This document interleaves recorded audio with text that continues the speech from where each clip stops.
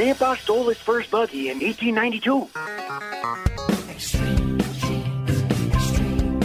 I met your grandma pig slopping in 46. Oh, every Christmas we visit my Uncle Fred in prison.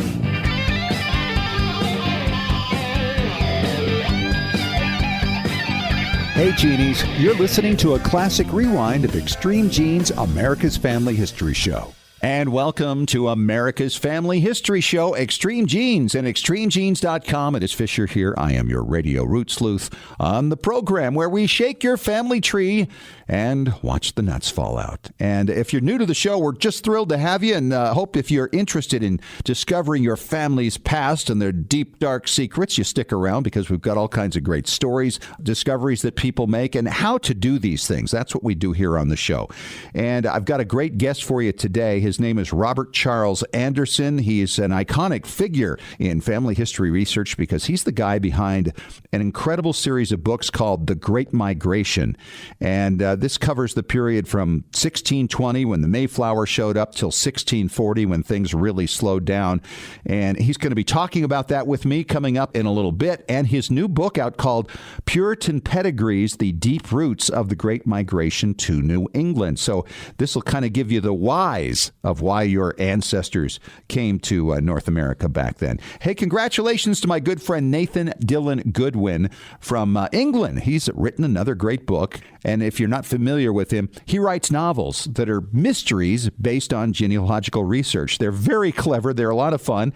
He's written a short prequel to his book called Hiding the Past. It's called The Asylum, and it's 99 cents on Amazon.com. But there is a link on his website which makes the book available for free. Right now, let's check in with Boston and talk to my good friend David Allen Lambert, the chief genealogist of the New England Historic Genealogical Society and AmericanAncestors.org. Hello, David.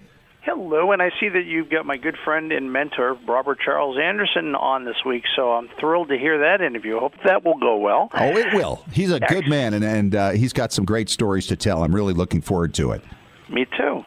Well, let's start off with our family Histoire news with a story that kind of rings true. Well, if you've ever played the drums, you may have heard of Zildjian, which is a Massachusetts-based company with older origins.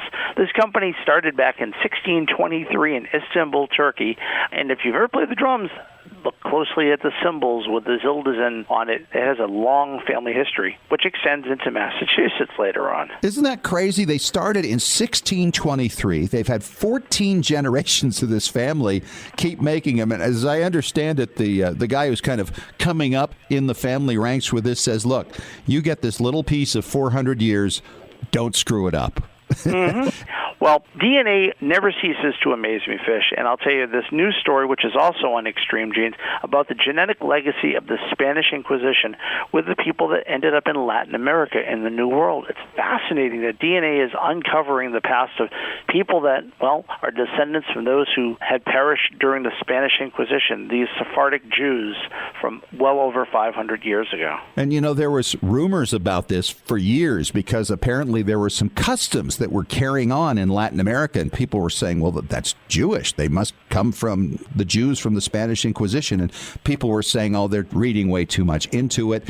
And now the DNA has come out and shown that that is absolutely the case. It's amazing. And like I say, every time I get a new cousin match, I'm hoping to uncover a piece of a past, but to uncover an entire origin of the people is amazing. It is. It's just, it never stops to amaze, right?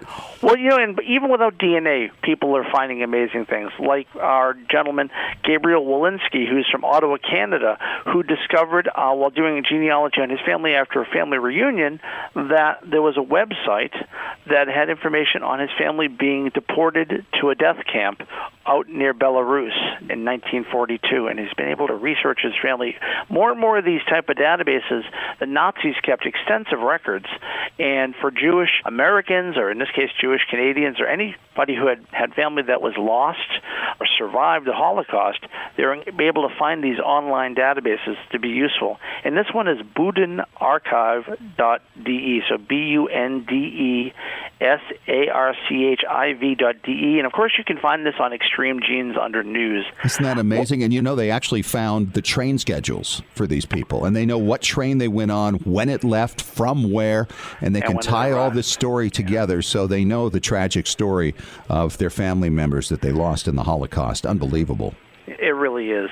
I'll tell you, I'm on eBay all the time as well as you, Fish, and I can tell you that this lady in Ireland spending $1,000 found quite a prize.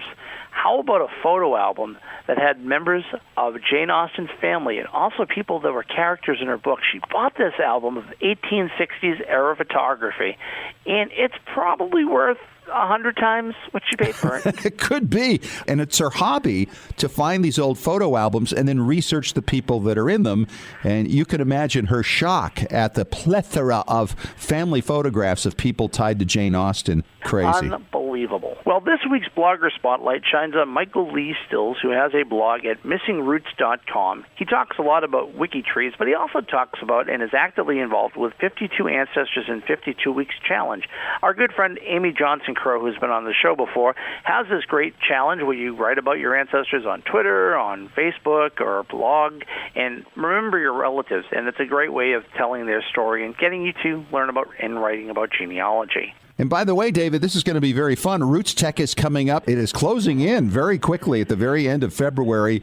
And there's a new app, I guess, they've got out right now. There is the Roots Tech app. I already have it on my phone, but the best part of it is part of the app actually has a thing called Roots Crew. So if you're an attendee, a vendor, or a speaker, and you need help, no matter what, even if you need a person to help fix your glasses and come with a glasses repair kit, you can use this app, believe it or not. It's great. Well, I'll tell you, I'm always glad to meet people at Roots Tech. Also, if they come out to Boston, to the New England Historic Genealogical Society in Boston, we've been around for 174 years, going on our 175th next year, and you can save $20 and become a member by using the checkout code EXTREME on AmericanAncestors.org. All right. Thank you so much, David, and we'll talk to you again soon. And coming up next, the iconic Robert Charles Anderson, the man behind the Great Migration Project, which is now celebrating 30 years. He's written a new book called Puritan Pedigrees, The Deep Roots of the Great Migration to New England. So why did your ancestors come over? Well, he's got the explanations for you coming up next in 3 minutes on Extreme Genes, America's Family History Show.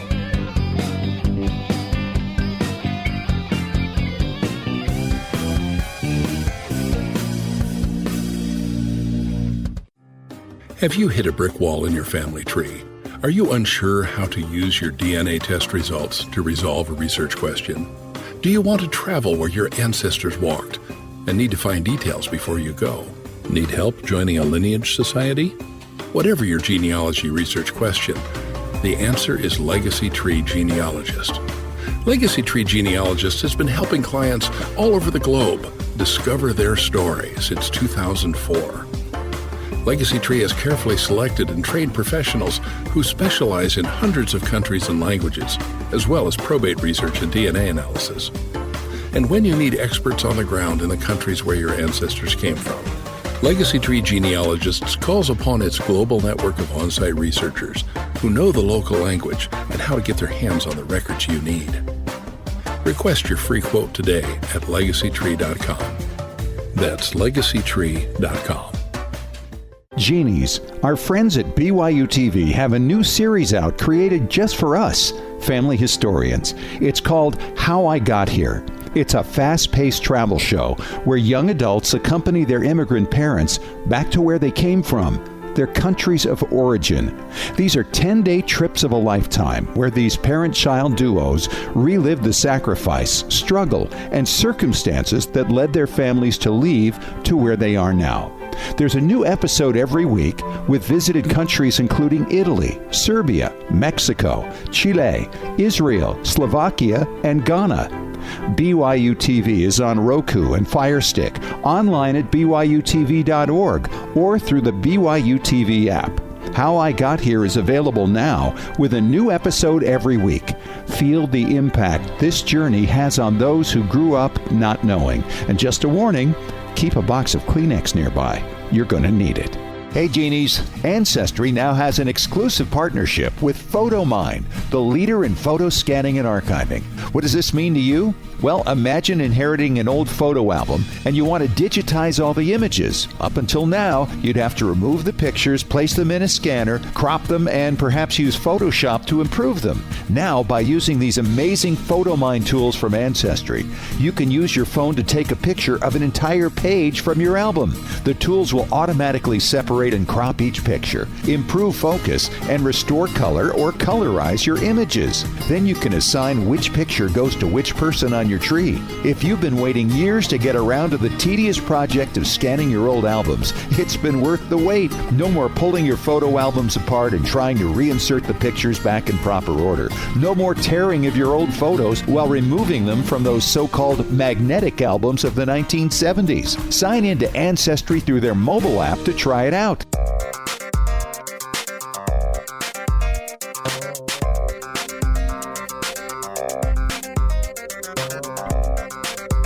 Hey Genies, you're listening to a classic rewind of Extreme Genes, America's Family History Show. I got to tell you, it is a lot of fun to dig into a genealogical project, and you think that maybe you're going to be done in just a little short while. Maybe it'll take you 6 months, maybe a year. But 30? I mean, were you? Bob Anderson is on the line with me. Robert Charles Anderson. He is the man behind the Great Migration Project. And Bob, happy anniversary. 30 years of this project now, and it's still going. Yeah, thank you. It is definitely still going because we're not yet halfway done. There's a lot more to be done by myself and others. It's been a great ride and a lot longer than I expected. And what a great service you have done to so many Americans who have New England ancestry, no matter where they live. And there's 10 volumes of the original books, which go from what? They cover like 1620 to 1635. That's correct. And for those who are not familiar with the Great Migration Project, explain exactly how this is set up. Okay, so first of all, define the Great Migration. The Great Migration is the immigration to New England, mostly from Old England, from 1620, which of course is the arrival of the Mayflower, until 1640, when that migration slowed down. There was a slow period from 1620 to 1630, and then it built up faster and faster as conditions changed in England. And so that 1620 to 1635, which is 15 of the 20 years, is less than half of the total number of immigrants. Wow. So it was really meant as a finding aid and reference. I got frustrated in my early days as a professional genealogist by the amount of time I had to spend to find what other people had already done, what was published, what other people had done, before I could even start doing new research. And so I wanted to build a reference work that would tell you what the state of research was on each of those about 5,700 immigrant families from England in those 20 years. Wow. So the 10 volumes you spoke of, covering those 15 years, cover just short of 50% of those 5,700 families. And I know as a New England descendant myself, actually as a New England native, and when I first got into genealogy and researching my family, these books were invaluable to me, and I know they are to so many other people. But you never anticipated 30 years of this, did you, Bob? Not at all. I thought I would just spend a few years, 3, 4, 5 years, digging through the journals and the books and making lists and making little outlines, and it just grew and grew and grew, and I think to the better. And as you say, yes, I'm always pleased when people say that they found them useful. So I've made it almost halfway to my goal, and we're looking forward to the whole project being done sometime in the distant future. Right. So. And I know the last time we spoke, you were talking about somebody to work with you on this project to move it forward because, age catches up to all of us at some point, although you sound fantastic. We still need you to keep going because there's 55% of the names still to be had between 1636 and 1640. That's right. Well, I've still got some energy, and I'm still enjoying it, so I'm going to keep at it. You work on the treadmill a little bit, and well, I kind of sit down a lot. Well, I'm grateful, though, that you don't spend a lot of time shaving because you've got the best beard in the business at this point. Thank you. And that's really good. And so these volumes of books, they're available all over the country. And, of course, through the New England Historic Genealogical Society, NEHGS, and their library has them all. And you got an appearance coming up here really soon to talk about. And I'm excited about this. January 26th in Boston at NEHGS. There on Newbury Street at 3:30 p.m. So if our WRKO listeners are interested in meeting Bob and getting a signed copy of his new book, this is a great thing. It's called Puritan Pedigrees, The Deep Roots of the Great Migration to New England. What I like about this, Bob, first of all, I know it's kept you occupied the last few years. Right. And you explain basically why these people came over. And there were really different reasons throughout those 20 years, right? I mean, it almost changed constantly because by 1640 it was pretty much over. And there were reasons for that as well. That's right. Well, there's one general broad motivation with additional factors, but the precise application of that motivation changed, and that's very broad in general. It was religiously motivated, in my estimation, with some economic factors shifting that motivation. But the pressure in England that led people to leave England to go to New England changed dramatically over those 20 years, from the latter years of the reign of King James through the first 15 years of the reign of King Charles, and the changing nature of the Church of England and the people who ran that and became the stronger enemies of the Puritans. So it was a shifting anti-Puritan pressure coming from the Church of England and from the king that pushed people out. Yeah, and it wasn't just the religious folks either, though, right? I mean, you've got the ordinary laymen who are part of this as well, because some of them needed jobs. Other than the fishermen, I don't see that. You have a population in that early New England that were not strictly non-Puritan, that did not come for religious reasons, but I think that was no more than 10 or 15% of the total. Really? And they were pretty much limited to some coastal fishing communities, such as Marblehead in Massachusetts, and then working on up what's now the New Hampshire and Maine coast. Mm-hmm. And they were a different population than the Puritans, but they were a clear minority. And the other 85% or whatever it is, and I include both in my books. I don't discriminate. Whatever their reason for coming, they're in my books if they landed in New England.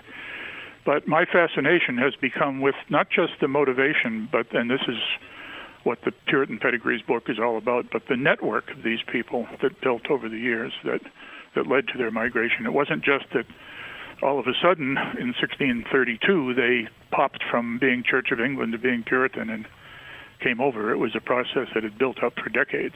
What does that mean, an intellectual network? It's not strictly a genealogical network, but it is still a strong connections between people. The most obvious example is in the universities, when you would have men who were converted from Orthodox Church of England to a more radical reformist position, which is what the Puritans were, by their tutor at college, at university. And then that might be passed down from generations. You can build pedigrees of tutors converting students, and the students turn into tutors who convert students another generation. So it grows. It grows. Yeah. Over time. And so it's not just that all of a sudden conditions changed in England and a whole bunch of people changed their mind all at once and jumped on ships. It's a deep process that took decades to build up. Really? So you're talking about going back into the 1500s quite a ways. Absolutely. I go back a full century from the time of the Great Migration to the beginning of the English Reformation under Henry VIII. Wow. And all over England and parts of Wales. Right. Did they communicate with each other? Was it well organized centrally? Well, not centrally organized. It was a diffuse network. And again, it was based to a great extent on the ministers, but also on well-educated laymen, many of them merchants, people who were prominent in their communities and had occasion to travel. And so they might be a merchant in a mercantile town in the hinterlands, but they might be elected to Parliament and would end up in London and could network with both ministers and other laymen that way. And the ministers moved around all over the country. They were professionals who sought work where they could find it. And so the network, there are enemies of the Puritans who state quite explicitly that these people all seem to know each other and they all seem to know what each other are doing in other parts of the country. So there definitely was an underground network at work for decades and decades. And sometimes it would bubble to the surface and sometimes it would stay below the surface. And it's those times when it stayed below the surface, obviously, that it's difficult to trace it through. There's a period from the end of the reign of Queen Elizabeth to the end of the reign of King James, when they were pretty much underground, and you just find little snippets, but if you work hard at it, you can trace these people over the 20 years or so of that. Well, it was quite a dangerous position, wasn't it, to be contrary to the Church of England in many of those times? It was. It didn't, well, under Queen Mary, of course, when she tried to reverse the Reformation and take it back to Catholicism, hundreds of people were burnt at the stake. And that continued to a certain extent under Queen Elizabeth, even though she was a Protestant, certainly not a Puritan, but a Protestant. She returned to the Church of England and broke the ties with Rome again. But she continued to put people to the stake, really only the most prominent people, the most outrageous of those who offended against her sensibilities. But she burnt her own Archbishop of Canterbury at one point in 1556. So, wow. Yeah. What a terrible way to go. But, when we think about our ancestors, I think it's generally we like to think back the last few generations, 3 or 4 and all this. But, boy, when you get back to this, and there's so many of them out there, to realize that, any one of them is different. We're different people, right? And these are the experiences that they went through. One of the most famous cases, of course, is John Lathrop, who was imprisoned and then was released briefly and took that opportunity to come to America as they were basically on his tail to put him back in prison. So it was just an ongoing situation for so many of these people. Right. And it was not always the fear of capital punishment or even imprisonment, but it was an interruption with their life and an interruption with their ability to worship as they desired. That was the driving force. It was ratcheted up. It was the driving force in pushing many of them to go across the Atlantic, which was just, to me, it would have been a terrifying voyage in a little tiny wooden ship across that distance of water. So, hey, I get terrified commuting to work. Are you kidding me? I mean, I can't even imagine doing that. Right. I'm talking to Robert Charles Anderson. He is the author of the book Puritan Pedigrees. He's the man behind the incredible Great Migration Project that's such a great source to anybody of New England ancestry, which covers people coming over from England 1620 to 1635. And Bob, can you hang on and we can talk a little more? I want to get into your book a little more and some of the people you cover in there because there's a long list. Yes, there is. All right. We'll get back at it in 5 minutes on Extreme Genes, America's Family History Show.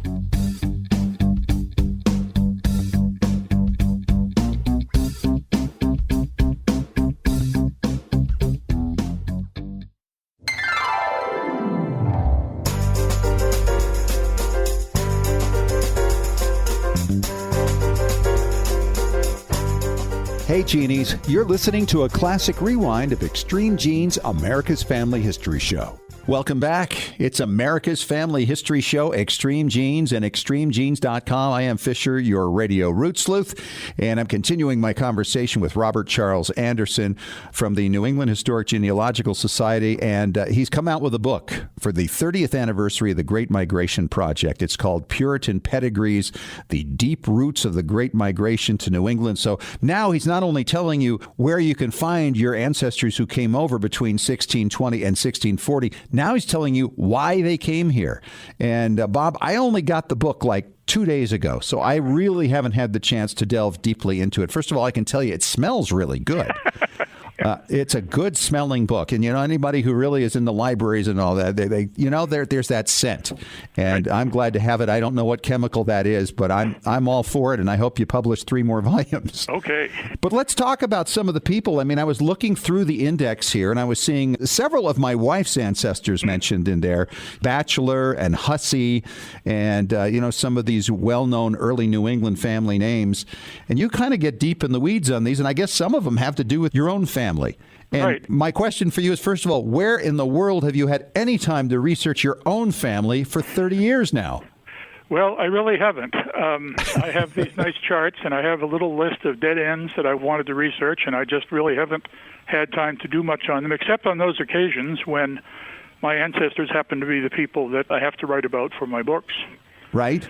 And that happens in one of the chapters in this book, the chapter on Thomas Norton and Walter Norton. The premise of the book is that the people who came over in the Great Migration in the 1620s to 1640s didn't just decide at the last minute to become Puritans and hop on the boat. That this great nationwide network of Puritans had been building since the beginning of the Reformation in the 1530s. Okay. And the story I'm trying to tell is specifically how the people who came on the Great Migration, even if they didn't experience some of the events of the Reformation decades earlier, they would have had the opportunity to hear about those events from a grandfather or a great uncle or something of that sort. In other words, the network was building for the whole 100 years of the Reformation. And so a man, say, born in maybe 1610, who comes on a ship in 1635, would have an opportunity to hear from maybe his grandfather, who had been involved as a minister from the beginning of the reign of Queen Elizabeth. Wow. The 1550s. So it wasn't just that they were hearing vague stories that they were reading in books about the Puritans. They had stories right in their family about it. And so the one that relates to me specifically is this Thomas Norton, who was a young man under the reign of Henry VIII, just getting out of college. And then when Queen Mary came to the throne and tried to reverse the Reformation, he was a tutor to a family that was a Puritan, but a noble family that could resist Queen Mary, could survive through her persecutions. And then when Queen Elizabeth came to the throne in 1558, through his connections, Thomas Norton got a job as a secretary to the Privy Council, that is, to the ministers who were closest to Queen Elizabeth. And so in that role, he became a member of Parliament. And so for 20 years, 1560s and 70s, he was a leading member of Parliament who brought bills to the floor, who argued bills for his ministers and that sort of thing. So he became known as the Parliament man. But also in his spare time, he wrote a play. And it was the first play in blank verse in England. So it was, in a sense, an ancestor to Marlowe and Shakespeare and so on. And the impetus for that play in about 1560 was that when Queen Elizabeth came to the throne, everyone was concerned that she should marry and produce an heir. And so at the time, he was a young man in law school, essentially, in the so-called Inns of Court. And he and a colleague of his put together this play, but it was about the king producing an heir. And it was a kind of a left-handed way of saying to Queen Elizabeth, you'd better marry and produce a male heir. And he also earned the title of Rack Master General. Of what? Rack Master General. That is, he interrogated these Catholics and sometimes ordered them to the rack. So that's not something I'm terribly proud of. Rack Master General. I've never heard that. General. Yeah, he was the only one who ever held the title. That's not usually on occupation lists in the genealogy space. No, it isn't. And so I'm not necessarily proud of that aspect of him, but he was a very important man in that period. And he had about 15 children, and one of his younger ones was a Walter Norton, who got involved in the army and fought in the Low Countries during the various wars, the religious wars on the continent. But he was a cousin to one of the leading ministers who came to New England, so they came together to Charlestown in 1630 with his cousin Increase Noel. And Increase Noel was the founder of the town, and he brought Walter Norton over, I believe, as a military man to help in the defense of the colony, just as the Pilgrims brought Miles Standish. Miles Standish, right, yeah. Right. So he was the Miles Standish of Charlestown, Massachusetts, if you will. But then he, unfortunately, tried to found the town of York, Maine, but he got involved in some coastal trading, ended up down in the Connecticut shore, and he and his crew got killed by the Pequot Indians, which was one of the distal causes of the Pequot War. And fortunately for me, he left behind a daughter who married and had descendants and so on. So that's a case where I've spent a lot of time for this book researching not just the genealogy, but the biography of that ancestor of mine. And that's yours in particular. Isn't that the joy of writing your own book? You could put it in anything you want. That's right. But there are a lot of other ancestors of other people in here as well that you've done some work on. How many overall would you say that you've written a bio on? Specifically a bio on a couple of dozen, maybe.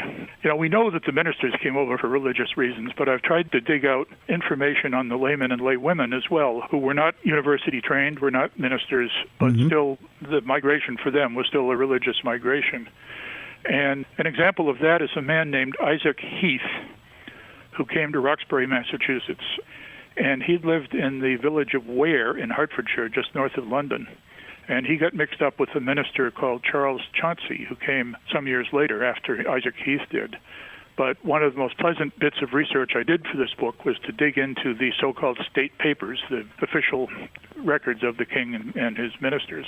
I finally hired a researcher in Kew Gardens in the official records. Wow. Essentially, the royal ministers brought in Charles Chauncey and asked him a whole series of questions. And in one of the questions, he said, yes, that my church warden, Isaac Heath, was one who assisted me and so on in these Puritan activities and so on. And so it wasn't just that Charles Chauncey, as a minister, university-educated minister, knew his theology inside and out.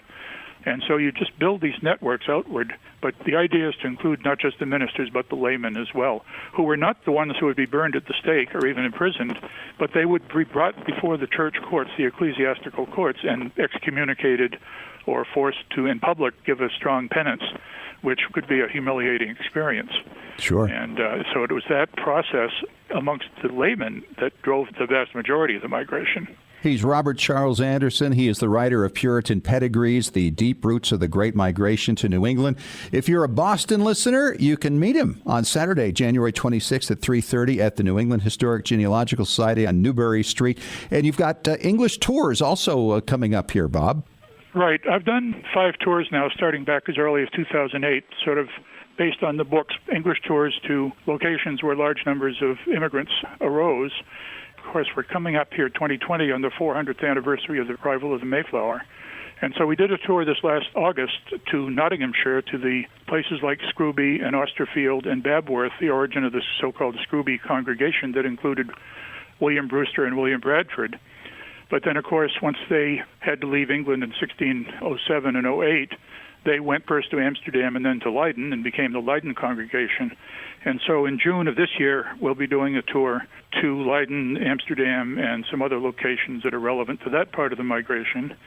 And then we have 2 more that are in the planning stage in 2020 and 2021 that will go to places along the English Channel as the Mayflower made its way west to sea. And, of course, people can find out more about that at AmericanAncestors.org.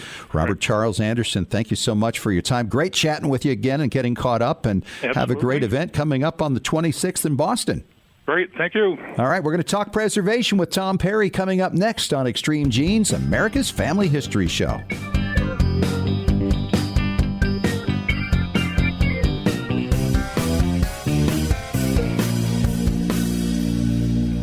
Genies, our friends at BYU TV have a new series out created just for us, family historians. It's called How I Got Here. It's a fast-paced travel show where young adults accompany their immigrant parents back to where they came from, their countries of origin.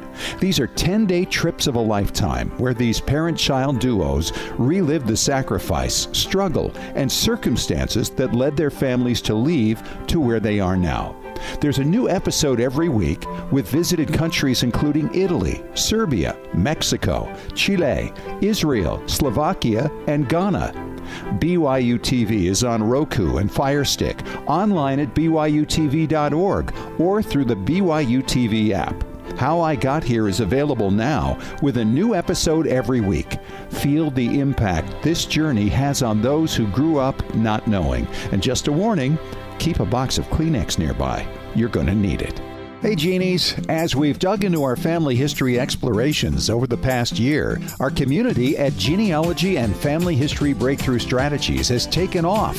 This is where you can meet like-minded genealogists who can help you break through those brick walls and find a whole city behind it, occupied by ancestors whose names you don't even know yet. This is where you can learn from your fellow Genies and ask questions, because many in our community have already been into some of the records you're looking for. Genealogy and Breakthrough Strategies is free. What a great place for brainstorming and getting to know other people who totally get your passion for family history research. If you're looking to take the next step in sharpening your skills, here's a great chance to learn from others and give back in areas you've already become expert in. So join us. That page again is Genealogy and Family History Breakthrough Strategies. It's a long name, but we cover a lot of territory.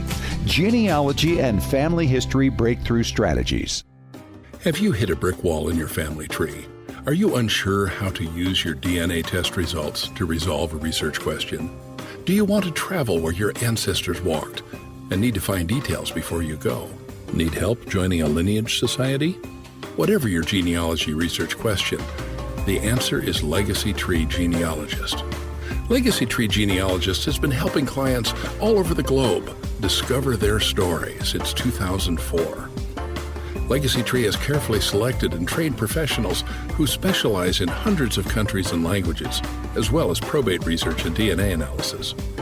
And when you need experts on the ground in the countries where your ancestors came from, Legacy Tree Genealogists calls upon its global network of on-site researchers who know the local language and how to get their hands on the records you need. Request your free quote today at legacytree.com. That's legacytree.com.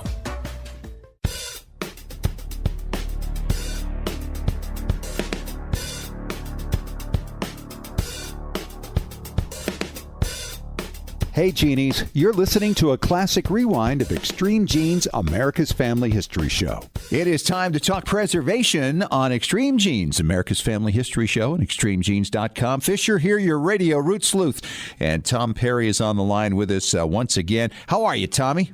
I'm super duper getting ready for Valentine's. Valentine's Day. Now, there's a thought, too. There's got to be some kind of preservation project that would make sense for that day, yes? Oh, absolutely. In fact, we have people do this from time to time. I thought, people shouldn't just do this when they discover it. They should think about it for your loved ones, whether it's your wife or your mother or grandmother. Someplace you've got some old videos laying around that was maybe when they were on a high school team or swim team, or maybe they rode horses in competition, whatever, and you know where that old dusty video is. Go get it, bring it into your local transfer center, get a DVD made, put it in a nice library case, put a cool cover with some photo collages on the front of it, and you'll have a gift that will get you a lot more than candy.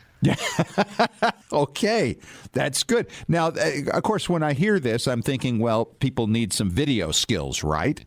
Well, not necessarily, because a lot of people just have this stuff laying around. In fact, we had somebody bring in some old basketball films, were actually shot in film at their high school, that one of their old coaches had passed away, and his wife said, hey, I've got all these old films. You want any? And they divvied them up. And they went and got some pictures of the women's team and had it transferred and gave it to their wife as a gift. And it shows you're interested in their before you life also. And it brings back really cool memories that you can share with your other kids that maybe that same age when your wife was, the basketball star or something. Well, that's true. I mean, you could just do it in raw video as well. And I would imagine there are digitizers who can make something a little more sophisticated than that if they so chose, right? In fact, computers for video gaming have brought down a lot of prices because of processors. But when you take that technology and move it into preservation, it is seamless and it's awesome. So you can get a real good computer that you can use for editing for like under $1,000, and you can take this video that somebody digitizes for you, put it in there, and in 30 minutes, maybe an hour, one night after she's gone to bed, go through and edit it, put some cool titles on it. It's not that hard, and a lot of software is free or very inexpensive, but the prices of computers have come way down. There's one out there right now that's called an ROGSTRIX GL12, which is $1,000. And I didn't have this kind of processing power with my first system, which was $30,000 back in the day. Isn't that amazing? I have a son who works in L.A., and he's in the film industry, and he does all his editing in his bedroom. Yeah, it's an amazing thing now where we are as far as video goes and how much easier it is to do. And what's interesting too, Tom, is now how this whole idea of vertical videos is becoming much more commonplace. Don't get me started on that. Oh, I know. You would think by now that everybody would know that when you shoot a video, you do it horizontally with your phone, but still it seems like everybody's still doing it vertically. And now we're seeing professionals say, okay, if you're still going to do it vertically, then we're going to shoot vertically. And we're seeing all kinds of film trailers and things being done with vertical videos, which is crazy to me. In fact, it's so funny. Everybody's looking at the end content. It used to be no matter what you shot, no matter what you did, you went home and watched it on a television, which is obviously horizontal. But now, as you mentioned, more and more people basically live on their phone. They watch videos on their phone. They chat on their phone. They do everything on their phone. They hardly even use a TV anymore. And it's just so hard to take that iPhone or that Android of yours that's vertical and turn it horizontal. It takes so much work. But now they're making you videos. Even Netflix is doing it, where you can watch trailers in the vertical mode. They are just making it so much easier on your wrist. I know.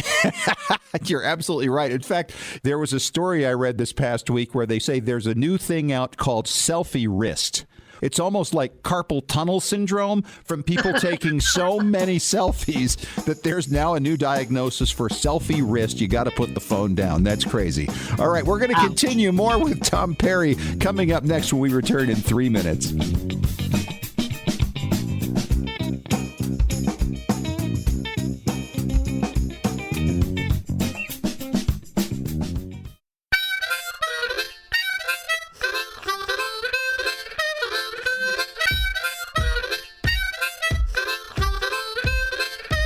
Hey, Genies, you're listening to a classic rewind of Extreme Genes, America's Family History Show.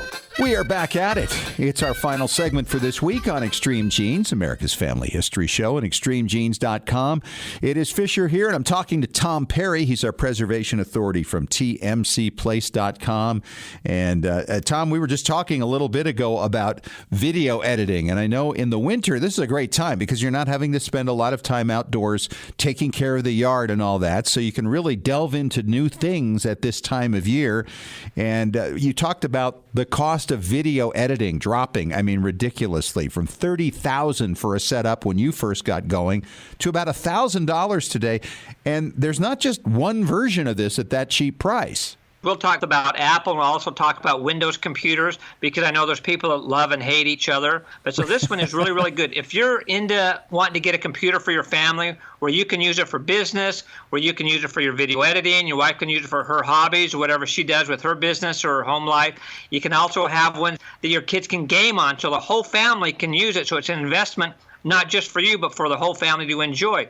And one of my favorite ones is the Apple 27-inch iMac. It's all one big piece. It's not made to be portable, but I take mine with me all the time. If I go on the road or something, I just put it in the back of the van or the Suburban and take off with it. And it's really great because obviously it's got a 27-inch screen, which is amazing. It's really light. It has 64 gigabytes of RAM. It has a really fast processing card, so when you're looking at video and stuff, you don't have to wait for it to load. It's got 8 gigabytes of VRAM. And so like 99% of the people out there, they will love this program. It comes with iMovie. It comes with iPhoto. Wow. It comes with stuff already built right into it that's ready to rock and roll. And it retails for about $1,800. And you can go to your local Apple dealer and usually get it down a little bit cheaper, or find somebody that's upgraded to the latest one and get one that's maybe a year old that's still awesome and get it for half that price. Wow. And that's for Apple, right? Right, that's Apple, and you buy that, you don't need anything else. It has a keyboard, it has a mouse, it has the speakers built in, it has the disk drive built in. It's like ready to rock and roll. But in the future, if you want to do more and expand, it does allow you to do that also. So if you're an Apple person, this is the way to go. And then when you want to get iPhoto and add these other things, it's free because it's built right in. You don't have to worry about buying them. Perfect. Who would have thought of that? Okay. Then if you're a Windows person, how would you do this? Okay, the best one I would get into, which we kind of mentioned a little bit in the first segment, it's the best workstation for editors, and it has incredible graphics cards for gaming. Your kids are going to love it, not worry about ping time. It's made by Asus, which is ASUS, and it's called the ROG Strix, STRIX GL12. And it's amazing. It has an 8-core processor. It has the Intel Core 19 card in it, so it's really, really fast. It has 11 gigabytes of VRAM. And this one, like I mentioned, is only $1,000. And it is great for gamers. And it looks really cool. It's got this transparent side on it, so you can see all these LEDs flashing and lights coming on. And it's kind of a piece of art inside your house, too. It's really, really cool. I have seen those. They are absolutely amazing. And I should mention, as you go through all these technical things, Tom, that when the podcast version of this show comes out about a week after the radio broadcast, you can go to the transcript, and all the information that Tom is sharing right there is available for you. So if you want to look into these, it's really easy to get it done. Oh, it is. It makes it really nice. And another thing I suggest people do when you're ready to buy, or if you're just kind of curious, go to videomaker.com. They have all kinds of cool stuff from the very beginners all the way to the seasoned professionals. It's a great magazine to subscribe to, and their website's totally free. All right, Tom. Always great to talk to you, and we'll chat at you again next week. My pleasure. Hey, we are out of here, and thanks so much for joining us again this week. Hope you have some amazing discoveries in your own family history research this coming week. Check out extremegenes.com to find all kinds of great stories, and don't forget to subscribe to our weekly Genie newsletter at extremegenes.com. Talk to you next week, and remember, as far as everyone knows, we're a nice, normal family.